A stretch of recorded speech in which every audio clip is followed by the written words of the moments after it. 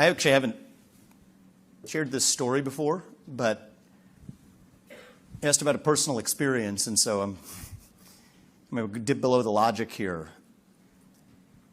So Purva, my wife, you and Darla have met several times now. She is a physician. She's a throat surgeon. That's why she's not here right now. She'll be here tonight in Iowa, but she's protecting life now. She's saving lives at the cancer hospital in Ohio State, and she'll be here this evening. But she began her surgical training in 2015, and that's the year we got married. So that's when she entered her 5-year residency.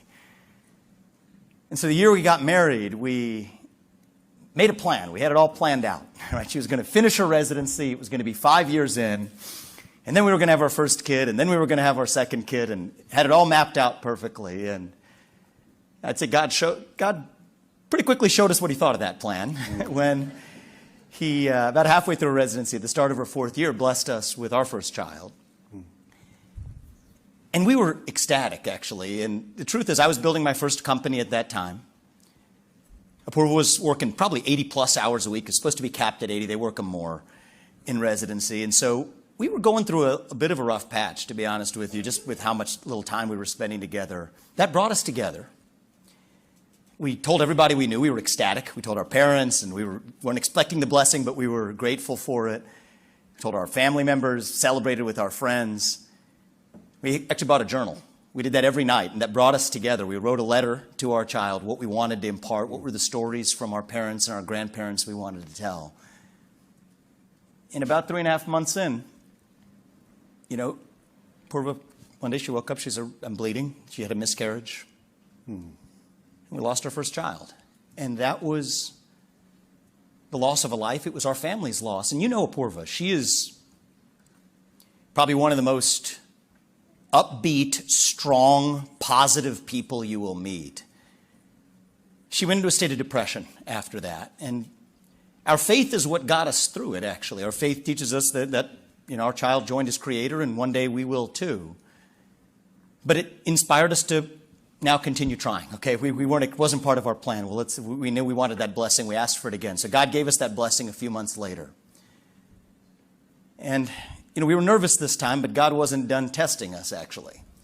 So she's a surgeon. She's in the operating room. And this rarely ever happens. It's a rare incident. It only happened once in her career. It was this time while she was pregnant. She's operating. There's a second surgeon. 2 surgeons are operating. She gets a pinprick, draws blood.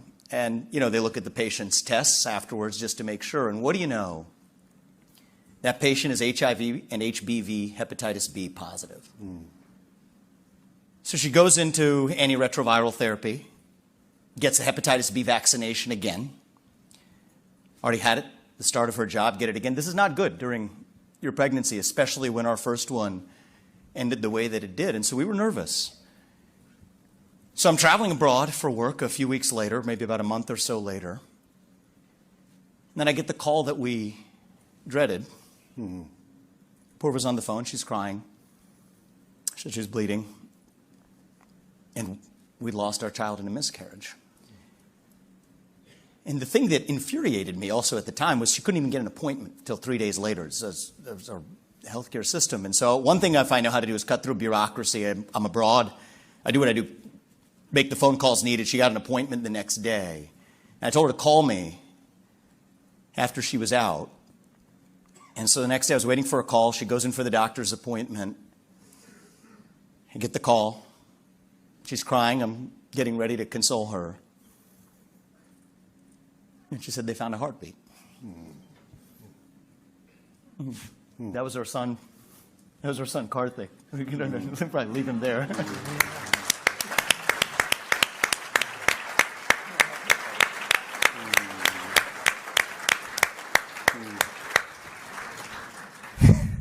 And that was alive, right? It's this guy right here. And you can sit up here, you sure? Yeah. Okay. And I think that's what gives us our commitment. I mean, yeah, there's the logic of it. Yeah. But when you bring life into this world, you protect all life, born and unborn. And that's where our commitment comes from. And I think that, God taught us that through a different way than we had planned. But